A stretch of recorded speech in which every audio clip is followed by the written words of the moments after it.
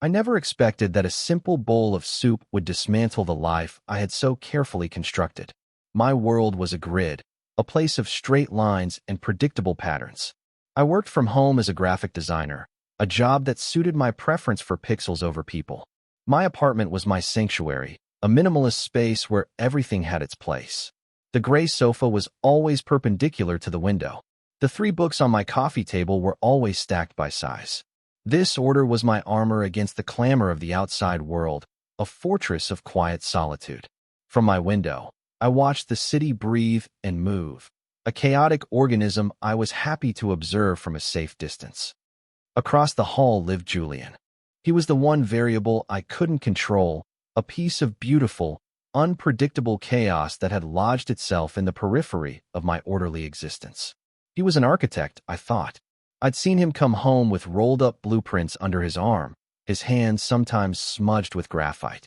He was tall, with shoulders that seemed built to carry more than just plans for buildings. They looked like they could carry the weight of the world. His presence was a low hum in the building, a steady, grounding frequency that I had become attuned to. I knew the sound of his key in the lock, the heavy, even tread of his boots on the worn hallway carpet. I knew the faint, clean scent of his cologne, sandalwood and something sharp, like cedar, that sometimes lingered in the elevator long after he was gone. He was, in the private museum of my mind, a masterpiece to be admired from behind a velvet rope. He was unattainable. That was the central, immutable fact upon which my quiet obsession was built. I had once seen him through my peephole, laughing with a woman in the hallway. She had touched his arm, and he had smiled down at her, a warm, easy smile that made my chest ache with a feeling I refused to name. He was a sun, and I was a planet in a far-flung orbit, content just to feel the ghost of his warmth. A relationship, any kind of connection beyond a polite nod in the hallway, was impossible. He existed in a different world, a world of bright lights and easy laughter, while I lived in the quiet shadows of my own making. So I watched, and I catalogued, and I yearned. It was a safe, manageable ache. I knew his routine better than I knew my own. The sound of his door closing at precisely 7:30 every morning. The rumble of his shower a few minutes later. The faint scent of coffee that would sometimes drift under my door. On Saturdays, he would leave around 9 with a gym bag slung over his shoulder. On Sundays, quiet. It was a predictable rhythm, a comforting counterpoint to my own silent schedule. It was the background music to my life, and I had grown to depend on it. Then, the music stopped. On a Tuesday, I didn't hear his door. On Wednesday, the silence from across the hall was absolute. It was a deviation from the pattern, a disruption in the grid that sent a tremor of anxiety through me. My mind, always a willing architect of catastrophe, began to build scenarios. He was away on a trip. He had a new partner and was staying with them. He had moved out without me noticing. But the most persistent thought, the one that coiled in my stomach like a cold snake, was that something was wrong. By Thursday afternoon, the silence had become a presence in itself, a heavy, suffocating blanket. The logical part of my brain told me to mind my own business. It wasn't my place. But the part of me that had memorized the sound of his laughter echoing from his apartment on a summer night couldn't let it go. My own rules, the ones that kept me safe inside my fortress, began to feel like prison bars. Don't engage. Don't intrude. Don't get involved. I paced my living room, the smooth wood floors cool beneath my bare feet. I stood at my door, hand hovering over the doorknob, my heart a frantic drum against my ribs. It was ridiculous. He was a grown man. A perfect stranger, really. But the silence from across the hall felt like a void, and it was pulling me in. Finally, after hours of internal debate, I made a decision. I would make soup. Soup was safe. Soup was a neighborly gesture.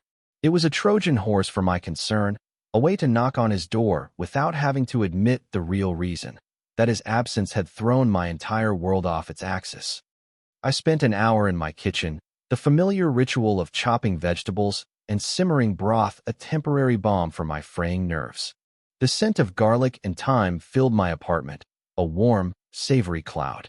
It was a simple chicken and vegetable soup, the kind my mother used to make for me when I was sick. It felt honest. When it was done, I ladled it into a thermos, my hands shaking slightly. I took a deep breath, the air tasting of my own fear. This was it. I was crossing the line. I was stepping out of the museum and daring to touch the art. Walking the 10 feet from my door to his felt like crossing a continent. The hallway seemed to stretch into an infinite, dimly lit tunnel. I raised my hand to knock, my knuckles hovering an inch from the wood. I could still turn back. I could leave the thermos at his door with a note. That would be the safe thing to do. But then I thought of the absolute silence, and my hand closed into a fist and knocked twice. The sound was too loud in the quiet hall. I waited. A minute passed, then two. My hope and fear wrestled in my chest. Maybe he wasn't home after all. I was about to turn away, a wave of relief washing over me, when I heard a faint shuffling from inside. The lock clicked, a slow, metallic groan, and the door opened a few inches. Julian stood in the sliver of space, and he looked like a ruin. His usually vibrant, sun-kissed skin was pale and slick with sweat. Dark circles pooled beneath his eyes, and his hair, normally so perfectly styled, was a tangled mess. He was wrapped in a thick gray blanket, and he swayed slightly on his feet. He looked at me through half-lidded eyes, his expression a mixture of confusion and exhaustion. "Leo." His voice was a raw, gravelly whisper, nothing like the low, confident rumble I was used to. He knew my name. The thought sent a jolt through me, momentarily overriding my anxiety. "Hi." I managed, my own voice sounding small and thin. "Sorry to bother you. I hadn't seen you in a couple of days. I was worried." I held up the thermos like a shield. "I made soup." He stared at the thermos, then back at me. A flicker of something I couldn't decipher passed through his eyes. He seemed to be holding himself upright through sheer force of will. You made soup," he repeated, as if the words were in a foreign language. "Yeah. It's just soup." My internal monologue was screaming at me. "Abort. Retreat. You've done the neighborly thing. Now go back to your fortress." But then he leaned his forehead against the doorframe and closed his eyes. "I think I have the plague," he mumbled, a ghost of his usual dry humor in his tone. He shivered, a violent tremor that shook his whole frame. The sight of him so vulnerable, so completely undone, shattered the last of my defenses. The carefully constructed image of the untouchable, confident man from across the hall dissolved, replaced by this person who was just sick and alone. "Can I come in?" The words left my mouth before I could stop them. They hung in the air between us, a terrifying, irreversible offer. He didn't answer for a long moment. He just breathed, a ragged, shallow sound. Then, without opening his eyes, he pushed the door open wider and shuffled back into his apartment, a silent invitation. I stepped across the threshold, and the world tilted on its axis. The air inside was thick and warm, heavy with the smell of sickness. It was a mix of stale air, menthol from some kind of vapor rub, and the faint, feverish scent of Julian himself. His apartment, which I had imagined as a space of clean lines and architectural precision, was in a state of controlled chaos. There were blueprints stacked on a drafting table in the corner, but the living room was a nest of blankets and pillows. An empty mug sat on the floor next to a box of tissues. It was a space that was clearly lived in, and right now, it was the space of a man who was surrendering to illness. I followed him to the small kitchen. He sank onto a stool at the counter, dropping his head into his hands. I moved around him, my body hyper-aware of his proximity. I found a bowl in a cupboard and poured the steaming soup into it. The silence was broken only by the sound of the liquid hitting the ceramic and Julian's labored breathing. "Thank you," he said, his voice muffled by his hands. "You really didn't have to." "It was no trouble," I said, my voice still tight. I placed the bowl and a spoon in front of him. Our fingers brushed as he reached for it, and a jolt of heat, sharp and electric, shot up my arm. It was nothing, a fleeting, accidental touch, but it felt like a brand. His skin was burning hot. He took a spoonful of the soup, his hands trembling. He ate slowly, deliberately, as if the simple act required all of his concentration. I stood awkwardly by the sink, not knowing what to do with myself. I should leave. I had delivered the soup. Mission accomplished. But the thought of leaving him alone in this state felt wrong, like abandoning a shipwrecked sailor. So I stayed. I filled a glass with water and put it beside him. I found the box of tissues and moved it closer. I was a ghost in his home, tidying the edges of his collapse. He finished the soup, pushing the empty bowl away with a sigh. That was That was the best thing I've tasted in 3 days, he murmured, looking up at me. His eyes were glassy with fever, but there was a genuine gratitude in them that made my stomach flutter. I'm glad, I said. He tried to stand, but swayed, gripping the counter to steady himself. I should get back to the couch. Here, let me help again. The words were out before I could think. I moved to his side, sliding an arm around his back to support him. He was heavier than I expected, a solid, dense weight of muscle and bone. He leaned on me, his body radiating an incredible heat that soaked through my shirt. My entire consciousness narrowed to the points of contact. My hand on the warm, damp fabric of his t-shirt, his arm draped over my shoulders, the side of his head brushing against my cheek as we moved. His scent was overwhelming now, not the clean cologne I was used to, but something more elemental. Musk, sweat, and sickness. It was intensely, terrifyingly intimate. We made it to the couch, a slow, shuffling journey. He collapsed onto the cushions with a groan, pulling a thick wool blanket up to his chin. I stood over him, my heart hammering against my ribs. I had touched him. I had held him. The velvet rope was gone, and I was standing in the middle of the exhibit, terrified I was about to break everything. You should go, he whispered, his eyes already drifting shut. Don't want you to catch this. I'll be fine, I said, my voice barely audible. I'll just stay for a little while, to make sure you're okay. He didn't argue. He was already succumbing to sleep, his breathing evening out into a low, rhythmic rasp. I backed away slowly and sank into an armchair across the room. The chair was leather, cool against my heated skin. The only light in the room came from a street lamp outside, casting long, distorted shadows on the walls. The rain that had been threatening all day finally began to fall, a soft, percussive tapping against the window pane. I sat there for hours, watching him sleep. I watched the rise and fall of his chest, the way his brow would occasionally furrow in a fever dream. This was a side of him no one else was meant to see. This was Julian stripped of his confidence, his easy charm, his armor. He was just a man, vulnerable and asleep on his couch, and I was the unlikely guardian of his solitude. In this quiet, dimly lit space, the walls I had built around my own heart began to feel thin and porous. My admiration for him, once a distant, intellectual exercise, was transforming into something deeper, something more terrifyingly real. It was a feeling of profound tenderness, a fierce, protective urge that I had never felt for anyone before. I wasn't just observing him anymore. I was a part of his world, if only for this one strange, rain-slicked night. He stirred once, mumbling something incoherent. I leaned forward, my muscles tense. His eyes fluttered open, unfocused and hazy. He looked around the room, confused, until his gaze landed on me. A faint look of recognition, of relief, softened his features. Hey, he rasped. Hey, I whispered back. You're okay. Just rest. He nodded, a slow, heavy movement. Hate this, he mumbled, his words slurring together. Hate being useless. It was a crack in the facade, a glimpse into the insecurity that lay beneath his capable exterior. The man who seemed like he could build cities with his bare hands felt useless because of a fever. The admission was so unguarded, so raw, that it felt like a confession. It made him impossibly human. You're not useless, I found myself saying, the words feeling true and solid in the quiet room. You're just sick. It's okay to let someone take care of you. He looked at me for a long moment, his gaze searching.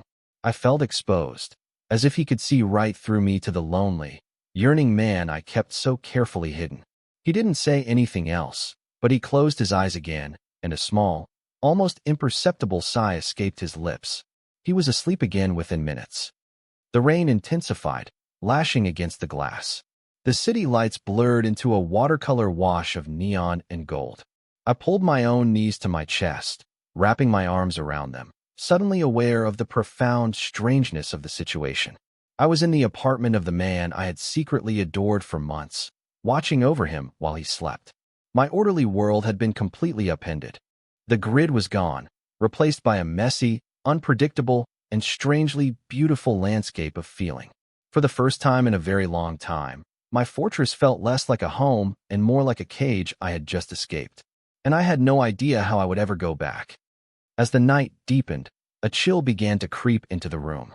Despite the blanket, Julian started to shiver again, his teeth chattering softly in his sleep. I got up and looked for another blanket, my movements quiet and careful. I found a thick quilt in a closet in the hallway and brought it back, draping it gently over him. As I tucked it around his shoulders, my fingers brushed against the warm skin of his neck. He didn't stir, but I froze, my breath catching in my throat. His skin was so warm, so alive. I snatched my hand back as if I'd been burned. I retreated to the chair, my own body thrumming with a nervous energy. The storm outside mirrored the one inside me. Every rational thought told me to leave, to go back to the safety of my own apartment. But I was rooted to the spot, held there by a force stronger than logic. It was a dangerous, exhilarating feeling.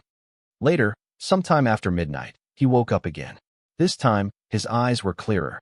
The haze of fever had receded, leaving behind a deep, bone-weary exhaustion. He looked at me, sitting in the dark across from him, and a small, tired smile touched his lips. "You're still here," he said. It wasn't a question. "I'm still here," I confirmed. He pushed himself up onto his elbows, the blankets pooling around his waist. "You're a stubborn bastard, Leo." I felt a small smile of my own. I've been called worse. We sat in a comfortable silence for a moment, the only sounds the rain and the hum of the refrigerator. The tension from earlier had dissipated, replaced by a quiet, shared intimacy. We were two people, awake in the middle of the night, sealed off from the rest of the world. "I'm cold," he said finally, his voice low. He was shivering again, more subtly this time. "I can turn up the heat," I offered, already starting to stand. "No," he said quickly. "Don't. Just come here." My heart stopped. The air crackled. The world seemed to slow down, every detail coming into sharp focus. The way the lamplight caught the edge of his jaw, the dark, earnest look in his eyes, the slight tremor in his hand as he gestured to the empty space on the couch beside him. This was it. A crossroads. I could retreat to the safety of the armchair, to the role of the helpful neighbor, or I could walk forward into uncharted territory. My fear was a physical thing, a cold knot in my stomach. But my desire, a feeling I had suppressed for so long, was a rising tide, and it was stronger. I moved as if in a dream, my legs feeling unsteady beneath me. I sat down on the edge of the couch, a careful foot of space between us. The cushions dipped under my weight. I could feel the heat of his body across the gap.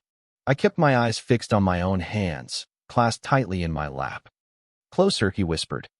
I took a shaky breath and shifted toward him, closing the distance until our thighs were almost touching. I could feel the fine tremors running through his body. He was so close. I could count the individual eyelashes resting against his cheek. I was drowning in his proximity, in his scent, in the sheer, overwhelming reality of him. He sighed, a sound of profound relief, and then he did something that shattered my world into a million glittering pieces. He laid his head down on my lap. The weight of him was sudden, solid, and real. His hair was soft against the rough denim of my jeans. His cheek rested on my thigh, and I could feel the feverish heat of his skin through the fabric. My entire body went rigid. Every nerve ending screamed. I forgot how to breathe. My carefully ordered mind, the one that ran on logic and grids and predictable patterns, went completely blank. There was only the weight of Julian's head on my lap, the sound of his breathing, and the frantic, wild beating of my own heart. He shifted slightly, getting comfortable, and let out another soft sigh, this one of contentment. He seemed to have no idea what this was doing to me. To him, this might have been a simple, fever-induced search for comfort, a purely platonic act. But to me, it was everything. It was a prayer answered, a fantasy made real. It was the most terrifying and wonderful thing that had ever happened to me. I sat there, completely still, for what felt like an eternity. My hand hovered in the air, wanting desperately to touch him, to run my fingers through his hair, to rest my palm on his forehead. But I didn't dare. I was too afraid of breaking the spell. So I just sat, a living statue, while the man I adored slept on my lap, and the storm raged on outside. And in the quiet darkness of his apartment, I felt the last of my fortress walls crumble into dust. I must have drifted off at some point, my head lolled back against the sofa cushions, because I woke to the pale, gray light of dawn filtering through the window. For a disorienting moment, I didn't know where I was. Then I felt the weight. Julian was still there, his head on my lap, his breathing deep and even. Sometime during the night, my hand had found its way into his hair, my fingers gently tangled in the soft strands. I didn't remember moving it, but there it was. The sight of the morning light brought with it a cold, sharp panic. The intimacy of the night, cocooned in darkness and rain, felt fragile and unreal in the clinical light of day. The fever seemed to have broken. The radiating heat from his skin was gone, replaced by a normal warmth. He looked peaceful, younger, the lines of exhaustion around his eyes softened in sleep. And I was overcome with the terrifying certainty that I had crossed a line I could never uncross. He stirred, his eyelashes fluttering. I yanked my hand back from his hair as if I'd been electrocuted. He mumbled something and slowly pushed himself up, blinking against the new light. He looked at me, his eyes bleary with sleep, then looked down at my lap where his head had just been. A flush crept up his neck. "Oh," he said, his voice thick. "God, I'm sorry. It's okay," I said, my own voice strained. The air between us was suddenly thick and suffocating with awkwardness. The easy intimacy of the night had evaporated, leaving this brittle silence in its place. I was so out of it," he said, running a hand through his messy hair. He wouldn't look at me. He was focused on a loose thread on the blanket. My anxiety spiral began its familiar, dizzying descent. "He regrets it. He was just sick and delirious. He's embarrassed. He thinks you're a creep for letting him, for staying, for touching his hair." My mind was a chorus of self-recrimination. "I should go," I said, standing up too quickly. My legs were stiff and tingly from being in one position for so long. "You seem better." "Yeah," he said, still not meeting my eyes. "Yeah, I think the worst is over. Thank you. For the soup. For everything." "It was nothing," I said, the words feeling like a lie. "It was everything." I backed away toward the door, feeling like a trespasser. "Get some more rest." "Leo, wait," he said, and I froze with my hand on the doorknob. I turned back to him. He was looking at me now, his expression unreadable. For a heart-stopping moment, I thought he was going to say something, to acknowledge what had happened. But then he just shook his head slightly. "Never mind. Thanks again." "Sure," I whispered, and I slipped out the door, closing it softly behind me. I practically ran the few steps to my own apartment, fumbling with my keys. Once inside, I leaned against the closed door, my heart pounding a frantic, painful rhythm. I had escaped, but it didn't feel like a relief. It felt like a retreat. The silence in my own apartment was deafening. It was no longer a comforting quiet. It was the sound of loneliness. My fortress was a prison again, and I had just locked myself back inside. The next 2 days were a special kind of hell. I worked on autopilot, staring at my computer screen for hours, my mind a million miles away, replaying every moment of that night. I obsessed over every word, every touch, every silence. I heard him move around his apartment, the sound of his shower, the low murmur of his television. The normal sounds of his life had returned, but now they were a source of torment. They were a reminder of the proximity I had tasted and lost. We saw each other once in the hallway. I was leaving to get groceries. He was coming in. We froze for a second, two magnets repelling each other. The air crackled with unspoken words. I saw a flicker of something in his eyes. Was it guilt? Pity? He gave me a tight, polite smile that didn't reach his eyes. "Hey," he said. "Hey," I replied, my voice a strangled squeak. "Feeling better?" "Much better. Thanks to you." His tone was formal, distant. It was the voice you use with a stranger who holds the door open for you. I just nodded and hurried past him, the bag in my hand feeling impossibly heavy. That was it. Confirmation.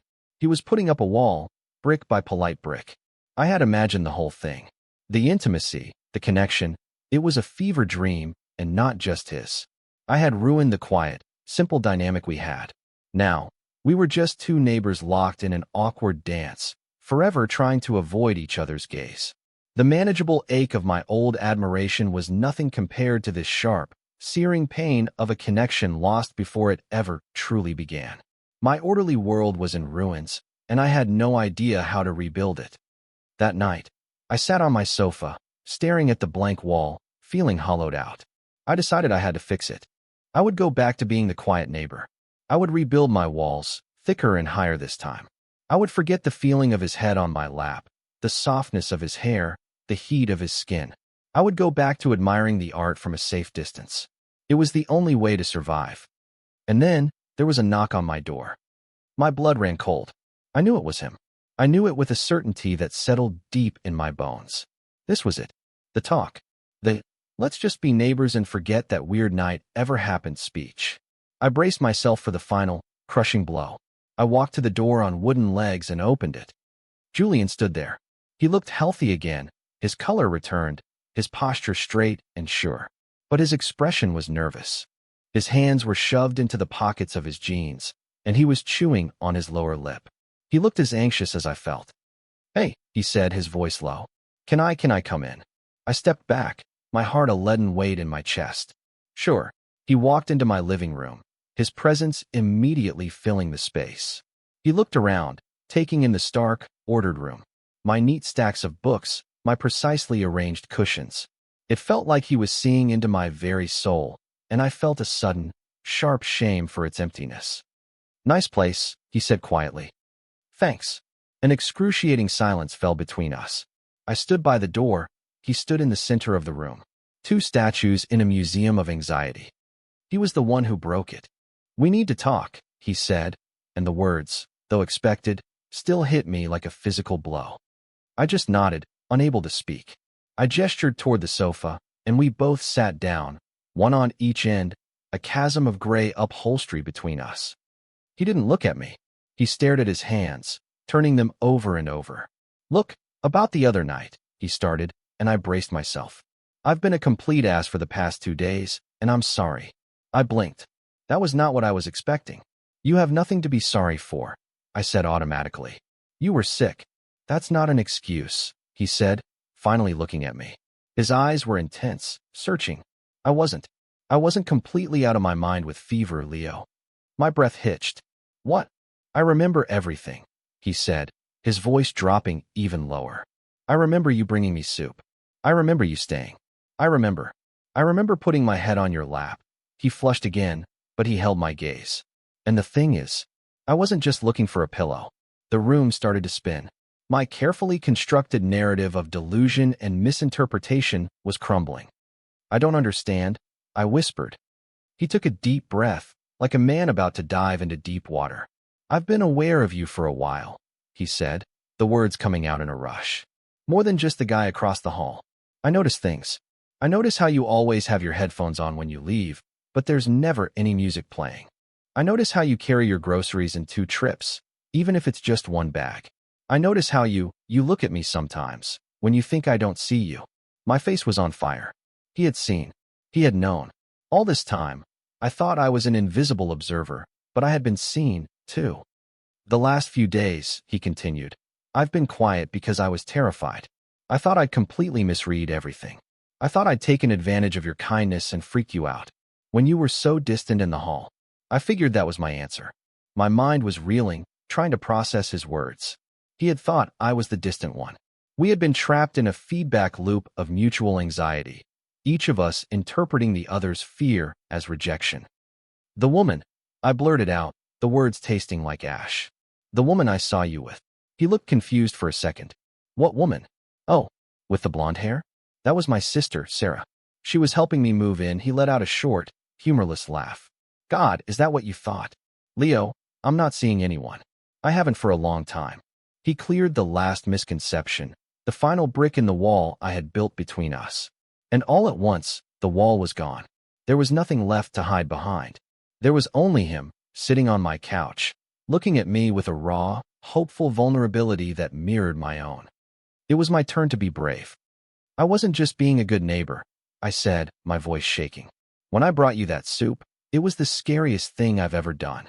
Because for months, you've been this perfect thing in my life that I could look at, but never touch.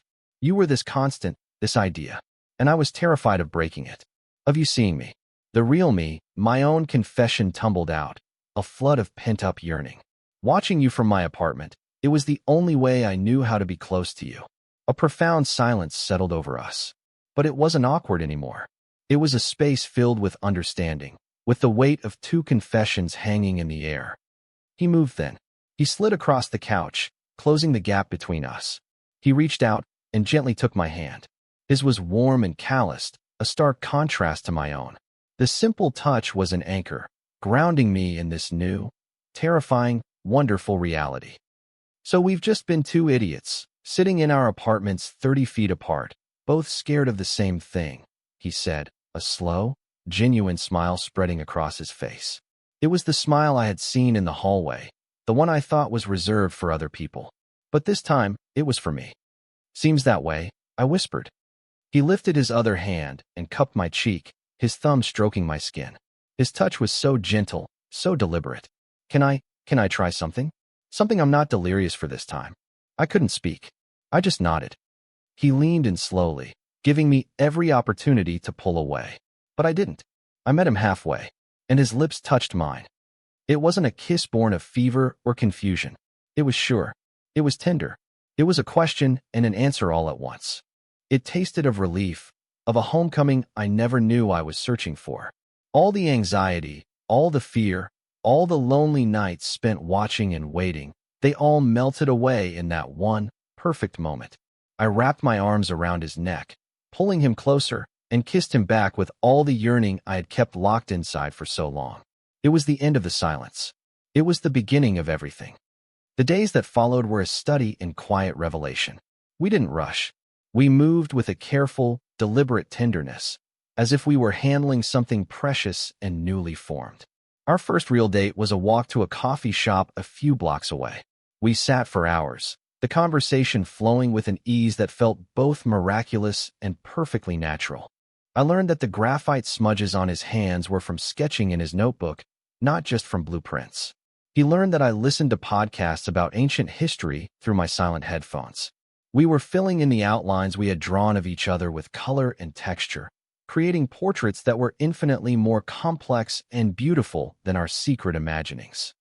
His apartment, once a place of intimidating mystery, became a second home. I learned the specific groan of his favorite armchair, the way the late afternoon sun hit the dust motes dancing in the air by his drafting table. My own apartment, my sterile fortress, began to soften. A book of his on poetry appeared on my nightstand. A coffee mug he'd used was left by the sink. His presence was seeping into the cracks of my orderly life, and instead of feeling chaotic, it felt complete. We found our rhythm. Some nights we would cook together in his kitchen, a comfortable dance around the small space.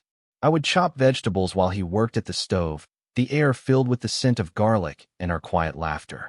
Other nights we would curl up on my gray sofa, my head on his chest, his arms securely around me, the steady, grounding beat of his heart a lullaby against my ear. The physical contact that had once been so charged with unspoken tension was now a source of constant, reassuring comfort. A hand on my back as we walked, his fingers laced through mine as we watched a movie. These small touches were a language all their own, a continuous conversation of affection and presence. One evening, about a month later, I felt a tickle in my throat. I coughed, a dry, scratchy sound. Julian, who was reading on the other end of the couch, looked up at me, a mock-serious expression on his face. "Are you getting sick?" he asked, his eyes crinkling at the corners. I coughed again, playing along. "Maybe just a little." He put his book down and grinned, that slow, warm smile that still made my heart skip a beat. "Don't worry," he said, his voice a low, conspiratorial rumble. "I know a guy who makes a pretty decent soup." I laughed, a real, uninhibited sound. The callback, the inside joke that was the foundation of our story, hung in the air between us, shimmering and perfect. It wasn't a memory of sickness and anxiety anymore. It was our beginning. It was the moment the world had cracked open. Later that night, as he slept beside me in my bed, I lay awake, listening to his soft, even breathing. My room was dark, but it wasn't the lonely darkness I had known for so long. It was a peaceful, shared quiet. I thought about the man I had been just a few weeks ago, a man who believed that safety was found in solitude, and that order was the only defense against the pain of the world. I had been a curator in the museum of my own life, carefully arranging the exhibits and keeping everything under glass. Julian hadn't shattered the glass. He had simply opened the door and invited me to walk out. That first act of stepping into the hallway with a thermos of soup had been a tiny rebellion against my own self-imposed rules. It was a single, terrifying step into the chaos I had so feared. And in that chaos, I hadn't found rejection or ruin. I had found connection. I had found him. The grid I had lived by hadn't been a map. It had been a cage. The straight lines and right angles had offered no room for the messy, beautiful, unpredictable curve of a life shared with someone else. I reached out, my fingers tracing the strong line of his shoulder. He stirred, murmuring my name in his sleep, and pulled me closer. And in the warmth of his embrace, I finally understood. My fortress hadn't been keeping the world out. It had only been keeping me in.